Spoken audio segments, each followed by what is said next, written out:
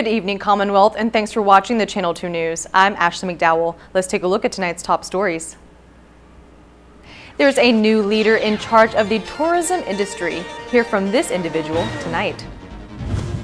Also this evening, legislation is amended in U.S. Congress to provide more disaster funding. And officials from NMTI are looking at new locations to move the college. In sports, Frank DeCrake is taking his game to another continent. Stay with us. These stories and more are next.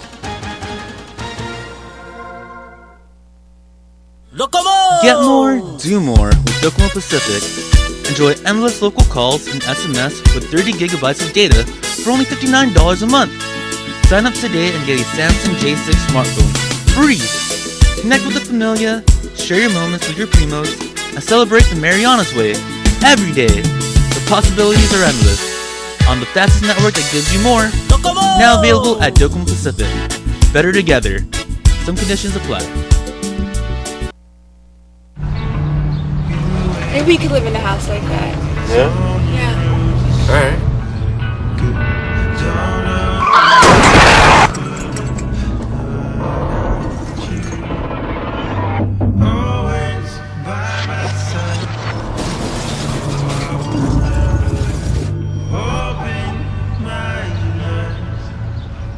Why do we enforce seatbelt laws? Because in real life, you don't get a second chance.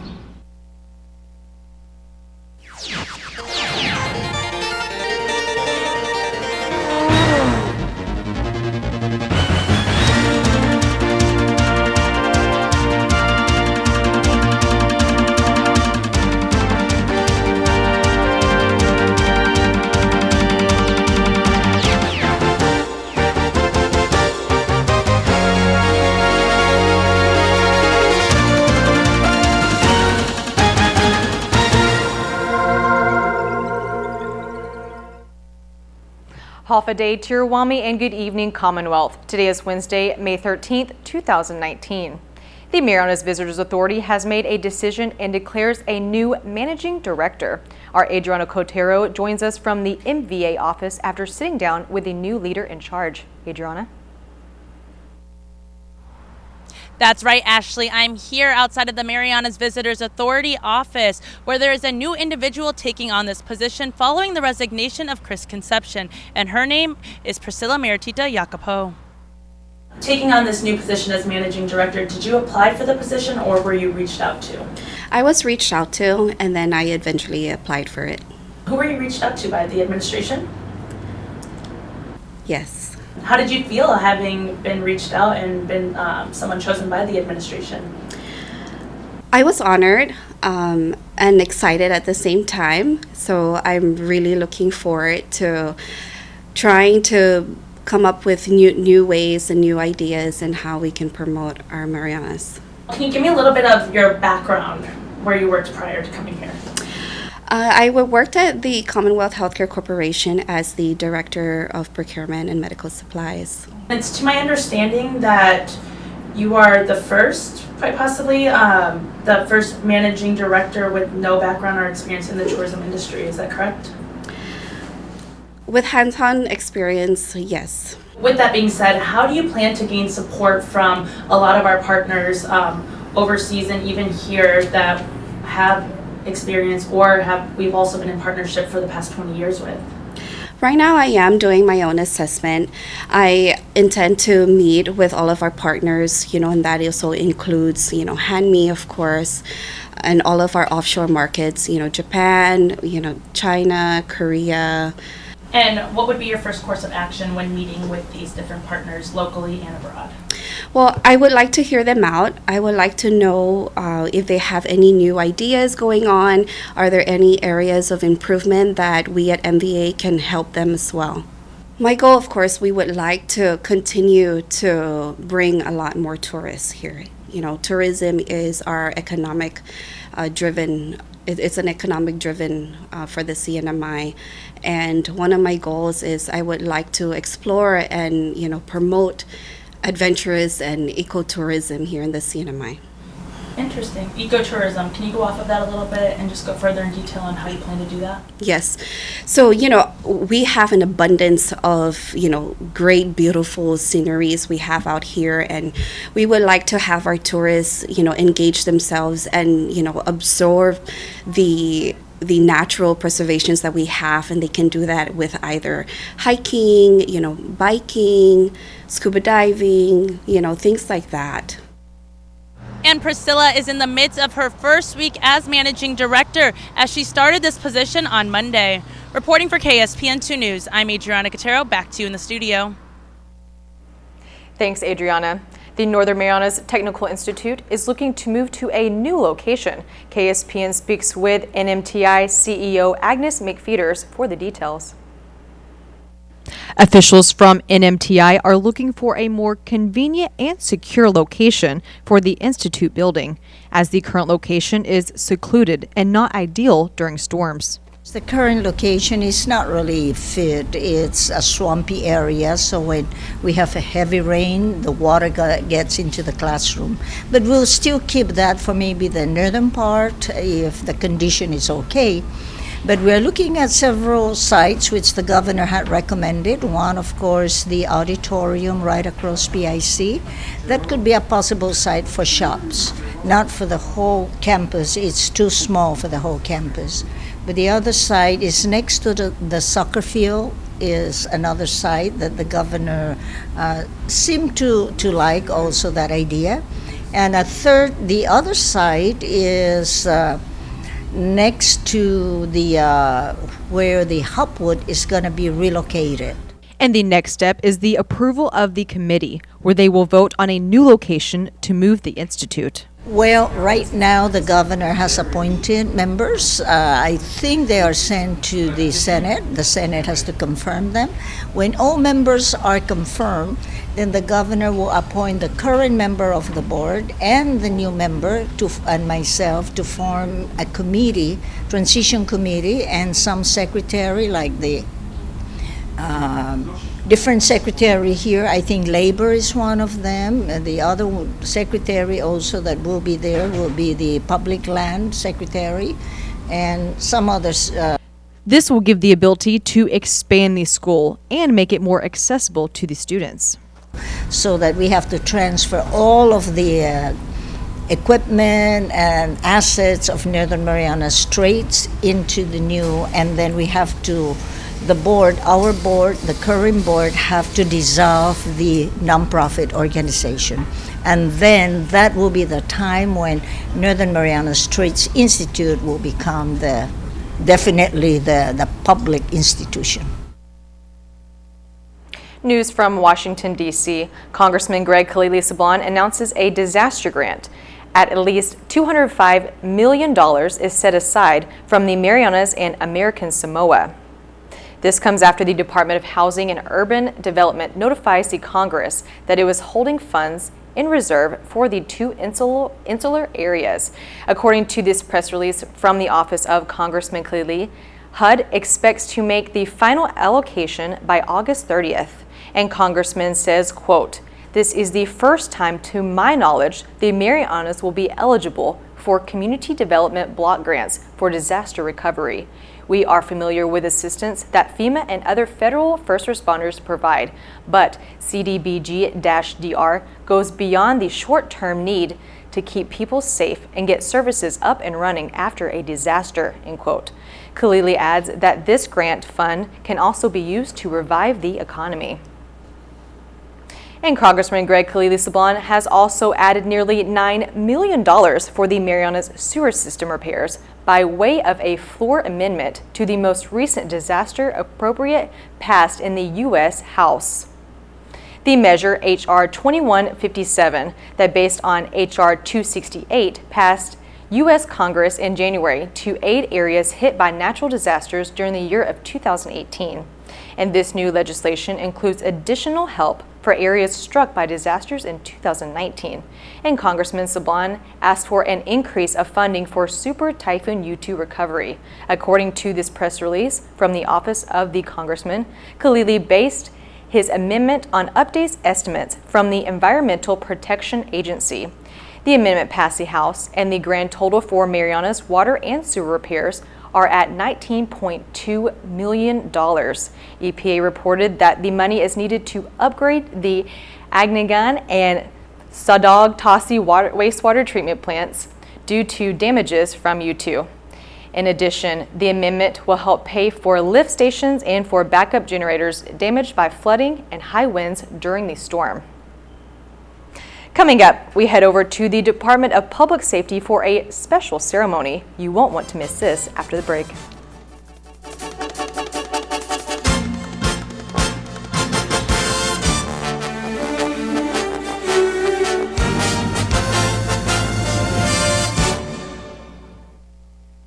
Get the phone plan you're looking for at IT&E. Stay connected with the strongest, widest, and most reliable network in the Marianas. Stream, share, play, shop, and surf the web with super fast 4G LTE data. Whether you need just a few gigabytes of data to get by, or if you want to go further with unlimited data, there's a plan for you. You'll always get the best price. Visit any IT&E store or call us to learn more. IT&E. Explore your world. Jose and Pedro were born on the very same day. Jose liked to play sports. Pedro liked to play video games. Jose's favorite word was pass. Pass me the ball. Pedro's favorite word was pass too. Pass me the rice. Jose is retired and has both time and energy. His life is just beginning. Pedro has diabetes, hypertension, and gout. His life could soon end. Eat less, play more, live longer. Brought to you by PHI, the pharmacy you can trust.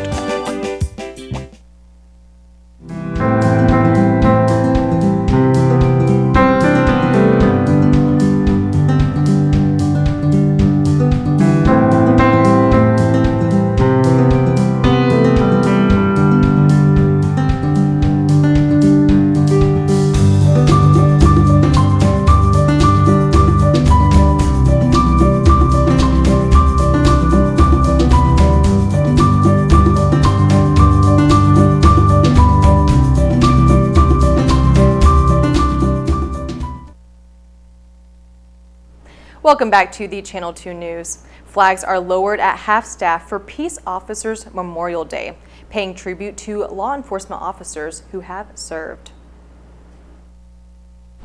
Ready! Hey! Fire! Ready! Hey!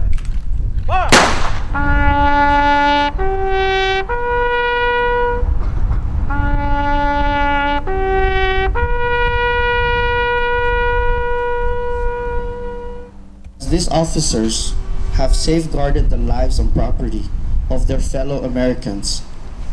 But it's more than that. You safeguard our tourists, business owners of all nation, all nationality. Today, we remember those who have died or have been disabled in the line of duty, who have served to protect the safety of the Sinai. We pay tribute. Oh, say does that star-spangled banner yet wave o'er the land of the free and the home of the brave. It's a day to remember our fallen, for one, most importantly, then also to give appreciation to our peace officers. You know, as you know, we just came out of a major disaster, and not only DPS. You've seen a lot of these officers you thought were DPS, but actually they're from another agency that were with us during the whole disaster period. And this is a time also to share appreciation to them as well. Peace Officer Memorial Day recognizes those who have served in the Department of Public Safety, the Department of Fire and Emergency Medical Services, Customs, Commonwealth Ports Authority, Casino Commission, Department of Corrections, and Marshals Service Division.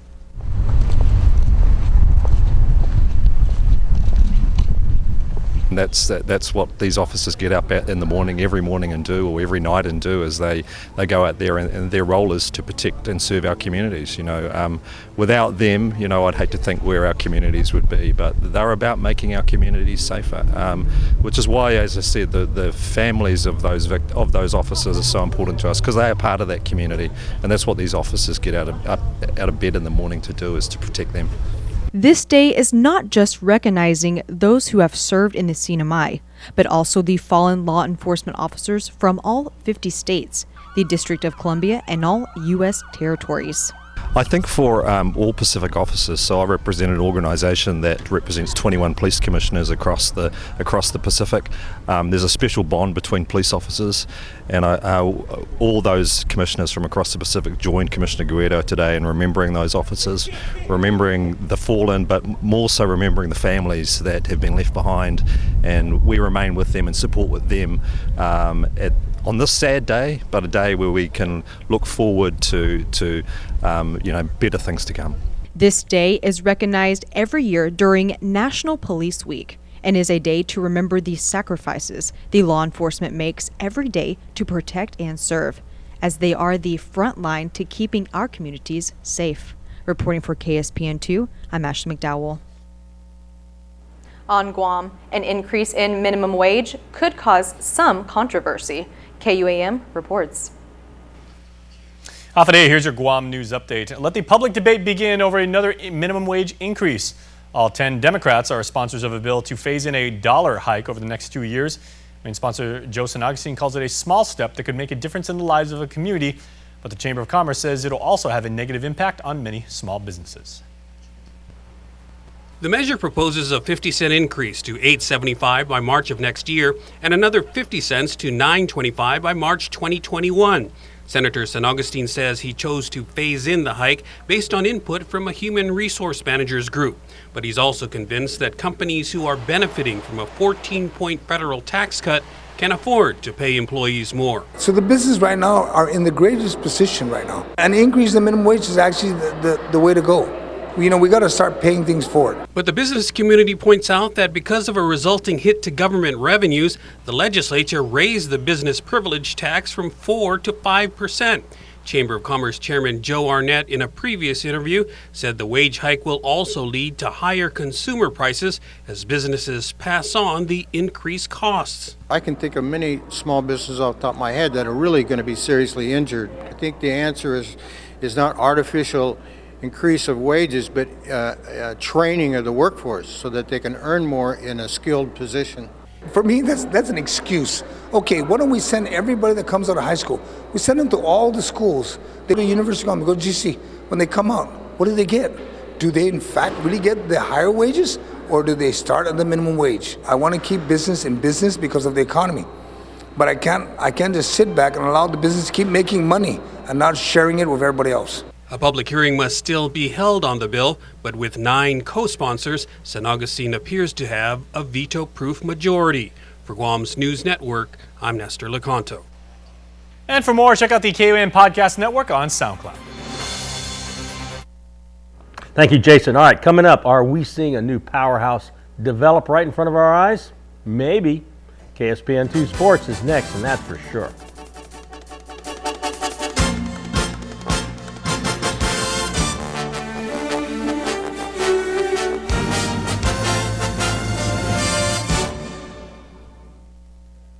Get a load of this! Here's your chance to win cold hard cash with Docomo Pacific's prepaid giveaway. For a limited time only, get a chance to win cash and cool Docomo Pacific gear every time you load $5 worth of Docomo Pacific prepaid. Every Friday, we'll reward 5 winners with $50 and 1 grand prize of $250 to 1 lucky person. Every $5 worth of prepaid load gets you an automatic entry. Load more and get more chances to win with Docomo Pacific's prepaid giveaway. Docomo Pacific. Better together. Some conditions apply. Welcome to Marianas Medical Center. We've been taking care of you and your family since 1998. We offer preventive health care services, acute and chronic care for both adults and children. 微产期以及妇科的检查. 신생아 선별 검사 및 영유아 건강 검진. Meron po kaming food handlers, green cards, school at sports clearances. Greenig e Marianas Medical Center oferece todo classe de serviço para a família measles here. We accept Medicaid, Medicare, and most private insurance plans, and we also accept individuals without any medical insurance. We're conveniently located in the JKR building on Beach Road, Garapan. Marianas Medical Center, quality health care for your entire family.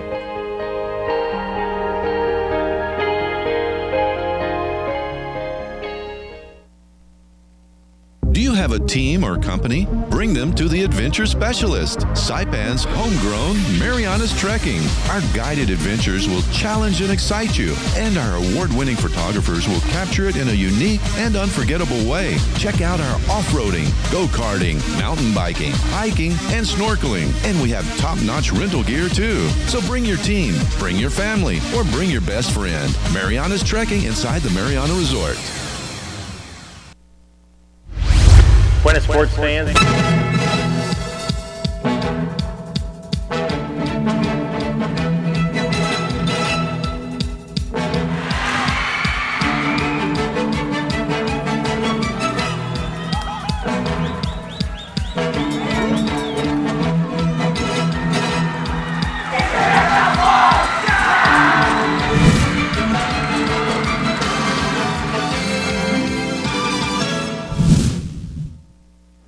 Buenas sports fans, the pride of the Marianas is going to Stockholm, Sweden.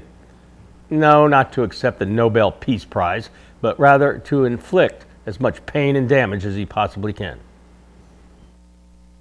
Frank the Crank Camacho returns to the octagon June the 1st for UFC Stockholm. He's now in a fighter house in Irvine, California, training for his MMA bout against Nick Hein from Germany. I ran into a lot of guys here that trained with him before.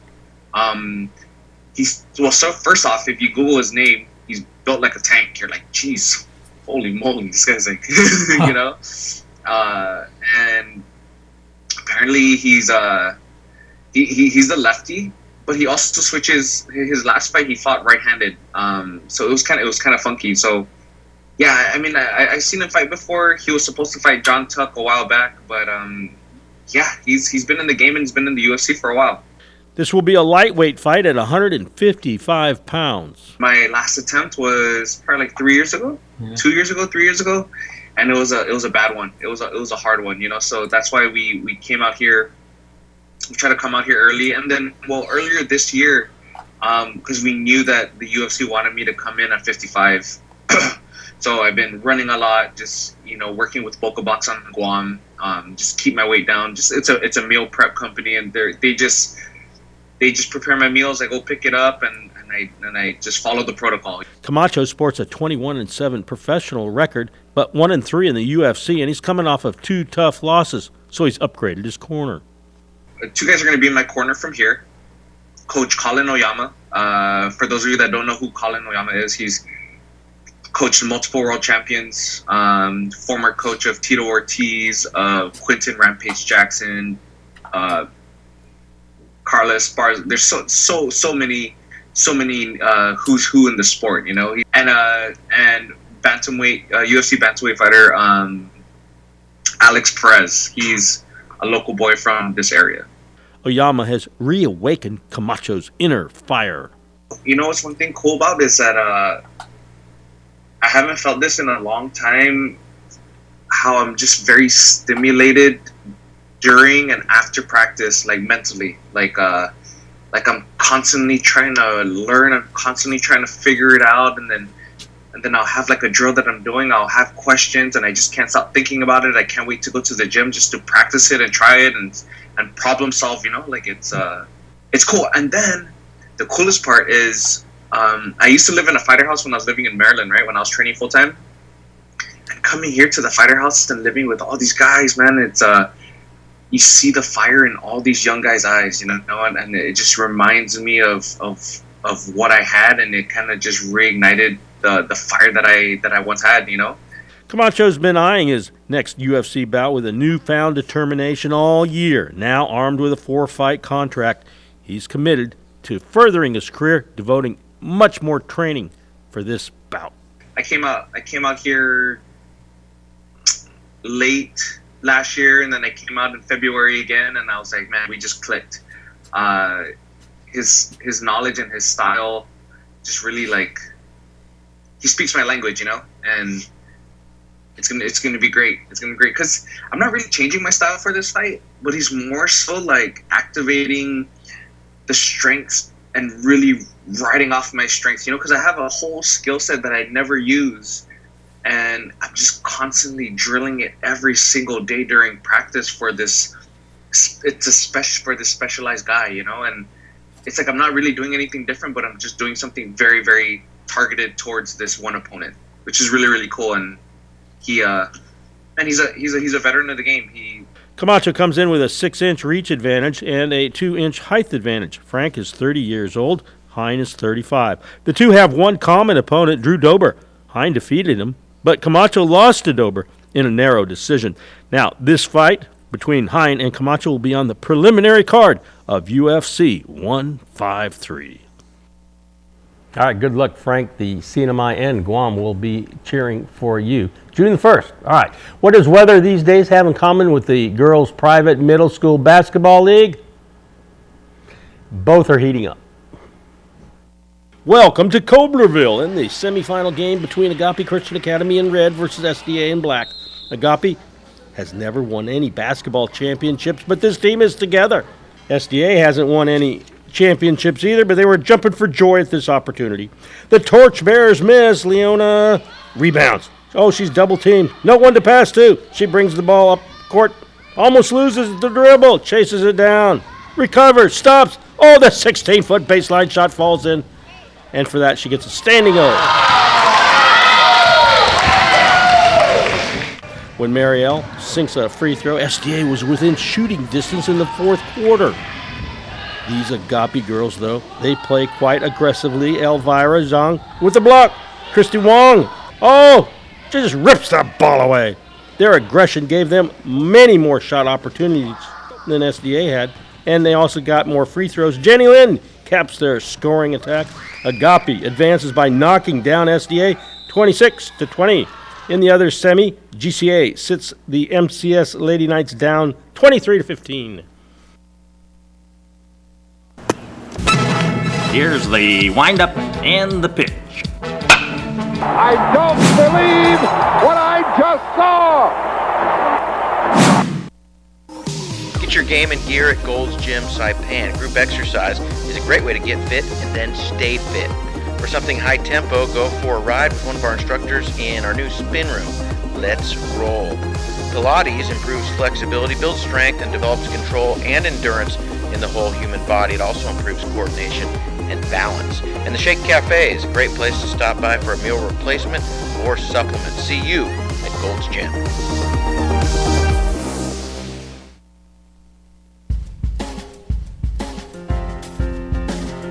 Another hot one today, 91. That's the same as yesterday. That's the highest temperature that we've seen all year.